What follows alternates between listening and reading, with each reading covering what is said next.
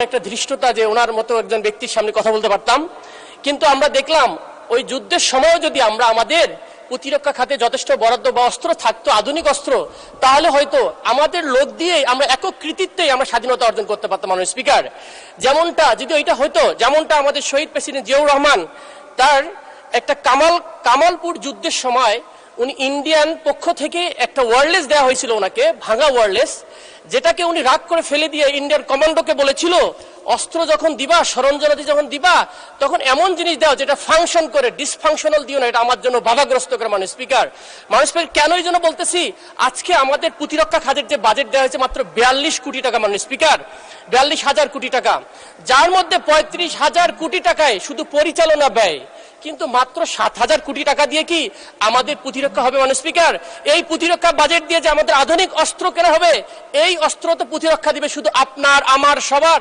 এই 350 জন সংসদ সদস্যের এলাকার মানুষের প্রতিরক্ষা দিবে। মাননীয় স্পিকার, যেখানে আমাদের প্রতিদিন আমাদেরকে বিভিন্ন বর্ডার থেকে হুমকি দেওয়া হচ্ছে, আমার পঞ্চগড়ের বর্ডারে দখল করে নেওয়া হবে, আমার চিকেন নেক থেকে দখল করে নেওয়া হবে, আমার দক্ষিণের ফেনী সীমান্ত থেকে দখল করে নেওয়া হবে, আমার রংপুর বিভাগের আমাদের হিলি বর্ডারে, আমাদের দিনাজপুর অঞ্চলে। মাননীয় স্পিকার, পলাশবাড়ির গাইবান্ধা, আমার কুড়িগ্রাম, সর্বমহল থেকে যখন আমার কাছে থ্রেটেন আসে, রাষ্ট্রীয় সভরেন্টি সিকিউরিটি যখন আমার থ্রেট হয়, মাননীয় স্পিকার, তখন এই বাজেট দিয়ে আমাদের প্রতিরক্ষা খাত বরাদ্দ হয়নি। মাননীয় স্পিকার, আমি যদি এই দিকেও তাকাই, মাননীয় স্পিকার, আমাদের মায়ানমার সাইডে যুদ্ধ চলমান। মাননীয় স্পিকার, সেখানেও আমাদের ফ্রন্টে চলমান রয়েছে। পার্বত্য 3টা অঞ্চল, 3টা জেলা, যেখানে তিনটা বিদ্রোহী গোষ্ঠীর বিরুদ্ধে, কুকিচিনের বিরুদ্ধে আমাদের দুইটা ডিভিশন, আর্মি ডিভিশন কাজ করতেছে। এই বরাদ্দ দিয়ে কি আমাদের প্রতিরক্ষা হবে? মাননীয় স্পিকার, আমি যদি নেভালের কথাও বলি, যেটা আমাদের সামুদ্রিক লাইফলাইন বলে আমাদের বঙ্গোপসাগর, সেখানে মাত্র সেই 1980 সালের দুইটা সাবমেরিন আছে, আর অল্প কিছু ফ্রিগেট আছে। এই সক্ষমতা দিয়ে কি আমাদের সমুদ্র বন্দরগুলো রক্ষা করা যাবে? মাননীয় স্পিকার, সেখানে আমাদের দরকার 1 ডজনের অধিক ফ্রিগেট, কবচ, যত প্রকার আধুনিক সরঞ্জাম, সেগুলো নাই। মাননীয় স্পিকার, এই 7,000 কোটি টাকা দিয়ে সে উন্নয়ন করা সম্ভব? মাননীয় স্পিকার, আমি যদি আমাদের আকাশ প্রতিরক্ষার কথা বলি, সেই চৈনিক বিমান 1960 সালের একটা ডিজাইনের আমরা শুধুমাত্র একটা বিমান দেখতে পারি, এটা F7 দেখতে পারি এবং MiG-29 দেখতে পারি, সেখানে আধুনিকরণ নেই। মাননীয় স্পিকার, আপনার যদি বাজেটের দিক দিয়ে তাকাই, পৃথিবীর অন্যান্য দেশের, ইন্ডিয়াতেও তার জিডিপি 2.5% দেয়, আপনার মায়ানমার জিডিপি 3.5% দেয়, পৃথিবীর অ্যাভারেজের আমরা দেখি 2.2% হচ্ছে বাজেট সামরিক খাতে, প্রতিরক্ষা খাতে আমাদের সেদিকে নেই। মাননীয় স্পিকার, আমরা এই কথাটা বলতে চাই, এই আজাদি ভূমিকে রক্ষা করার জন্য বাংলার হিন্দু, মুসলিম, বৌদ্ধ, খ্রিস্টান যদি এক বেলা না খেয়েও থাকতে হয়, আমাদের এই স্বাধীনতা সার্বভৌমত্ব রক্ষার জন্য আমাদেরকে বাজেট বেশি করে দিয়ে মানুষ আমাদের স্বাধীনতা রক্ষা করতে। মাননীয় স্পিকার,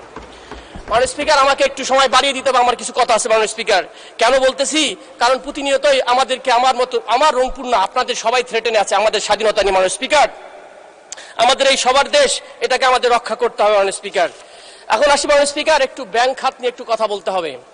আমাদের ব্যাংকিং সেক্টরে, আমার অর্থমন্ত্রী এখানে আছেন, আমি খুবই আশাবাদী হতাম যদি 32% ঋণ খেলাপি থেকে 10% আনার জন্য একটা রূপরেখা দিতেন। উনি কোনো ধরনের রূপরেখা দেন, যেটা আমাকে হতাশ করেছে। মাননীয় স্পিকার, শুধু কি তাই, উনি নিজেই বক্তব্যে বললেন আমাদের ব্যাংকিং বেস ইকোনমিক সিস্টেমটাকে চেঞ্জ করে ক্যাপিটাল মার্কেট বেজে যাওয়া উচিত। খুবই ভালো কথা, কিন্তু একটা বড় বান্ধনী, একটা ব্যারিকেড দেওয়া হলো। কি ব্যারিকেড?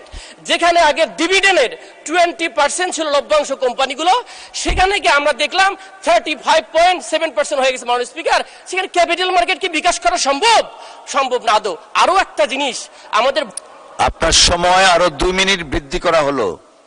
মাননীয় স্পিকার, হাম্বলি রিকোয়েস্ট, আমি এটা আজকে বলতে দিন আমাকে।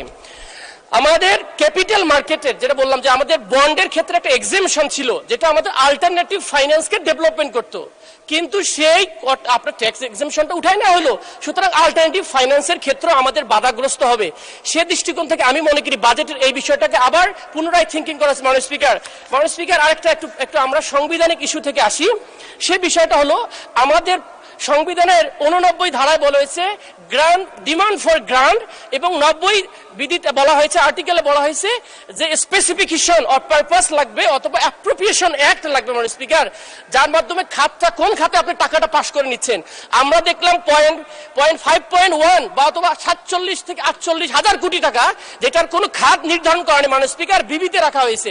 এটা এই বাজেটের একটা বড় ঘাটতি এবং এটা কনস্টিটিউশনের একটা ভায়োলেশন। আমি মনে করি এখান থেকেও আমাদের প্রতিরক্ষা খাতে বাজেট যেতে পারে মাননীয় স্পিকার। মাননীয় স্পিকার, আমার এলাকা সম্পর্কে কথা বলতেছে 2-4 মিনিট। আমার এলাকা বলার আগে আমরা একটা ইদানিং একটা নিন্দুকেরা বলে যে নতুন একটা উপজেলার আবির্ভাব ঘটেছে, এটাকে নবাবী উপজেলা বলা হচ্ছে। মাননীয় স্পিকার, আমি বগুড়ার শিবগঞ্জ উপজেলার কথা বলতেছি, যেখানে অন্য অন্য এলাকায় বাজেট পায় না, সেখানে এক উপজেলায় কি এক ক্যারিসমেটিক মিরাকল, সেখানে 76 কোটি টাকা চলে যায়। মাননীয় স্পিকার, আগে আমরা শুনতাম, আবার নিন্দুকেরা বলে যে এক সময় নাকি সবার আগে গোপালগঞ্জ। মাননীয় স্পিকার, এখন কি আমরা বলবো সবার আগে বগুড়া? মাননীয় স্পিকার, আমরা এই বাংলাদেশ চাই না। মাননীয় স্পিকার, সবার আগে যদি বাংলাদেশ হয়, প্রতিটা প্রান্তের মানুষের জন্য সমান ধরনের বাজেট বরাদ্দ থাকতে। মাননীয় স্পিকার, এখন আসি আমার এলাকার কথা নিয়ে। অমর্ত্য সেন একটা কথা বলেছেন, ডেভেলপমেন্ট ইজ ফ্রিডম, কিন্তু আমার এলাকার ফ্রিডম আসলে খুবই সংকীর্ণ। আমার এলাকার রাস্তাঘাট 70% কাঁচা আর বরিশাল অঞ্চলে 70% পাকা। আমি যেখানে যাই, আমার জেলার যে কোনো ইউনিয়নে যাই, সেখানে গেলে আমাকে বলে, আমার অঞ্চলের মানুষ আমাকে বলে, আমাদের রাস্তাগুলো পাকা করে দেন না। মাননীয় সদস্য, আমাদের টাইম লিমিট আছে, এর মধ্যে প্রায় শেষ হয়ে গেছে। আপনি যে বিষয়গুলো কথা বলবেন, আমার মনে হয় আপনি যদি মাননীয় স্থানীয় সরকার পল্লী উন্নয়নের সমবায় মন্ত্রী মহোদয়ের সাথে গিয়ে দেখা করেন, আপনার এলাকার উনি সিনিয়র নেতা, দেশের নেতা, উনি আপনাকে হেল্প করবেন রাস্তাঘাটের বিষয়ে। আপনি বসুন দয়া করে, এই কথাগুলোই তো বলতেন, হয়ে গেছে। আপনি ওনার সাথে দেখা করুন, রাস্তাঘাটের ব্যাপারে উনি নিশ্চয়ই অ্যাটেনশন দিবেন। অসংখ্য ধন্যবাদ আপনাকে। আলোচনায় অংশগ্রহণ করবেন চট্টগ্রাম 14 আসন থেকে নির্বাচিত